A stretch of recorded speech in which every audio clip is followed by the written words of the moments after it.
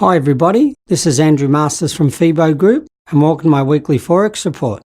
To kick off Monday, we expect the week to start slowly as Alaska statistics hit the market, but there may be few trading opportunities in the Chinese yuan in the release of the latest industrial production figures and retail sales numbers from China. On Tuesday during the Asian session, we'll see the consumer inflation report from Australia, which may create some opportunities in the Australian dollar. During the European session, the focus will be on the UK with the release of consumer price index figures for the month of May.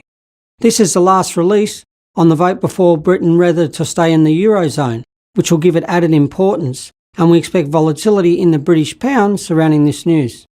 In the American session, we'll see the latest retail sales figure from the US, which came in at 0.9% last month and shows consumer confidence is on the rise. And another strong figure should lend some support to the US dollar.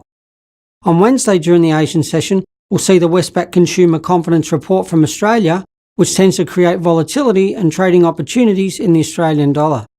The highlight of the day will be the interest rate decision from the US Federal Reserve, followed by a monetary press statement. There's still an outside chance that the Fed may cut rates, so this decision will be closely monitored, and we expect extreme volatility in the US dollar in the lead up to this news. On Thursday, the focus will again be on the Asian session, with the release of the unemployment rate as well as job participation figures from Australia. Most analysts expect the RBA to cut rates again in the nearest future, so this will be closely monitored as the job rate is closely connected with the economy and volatility is expected in the Australian dollar. In the European session, we'll see an interest rate decision from the Bank of England followed by a monetary press statement. No changes in rates are expected from the 0.5%, but the following monetary statement will be closely monitored for signs of the bank's future movements, and we expect volatility in the British pound. On Friday, the action will be towards the end of the trading session in the US, with the release of the Consumer Price Index from Canada, as well as the Building Permits figure and Reuters Consumer Inflation Index from the US.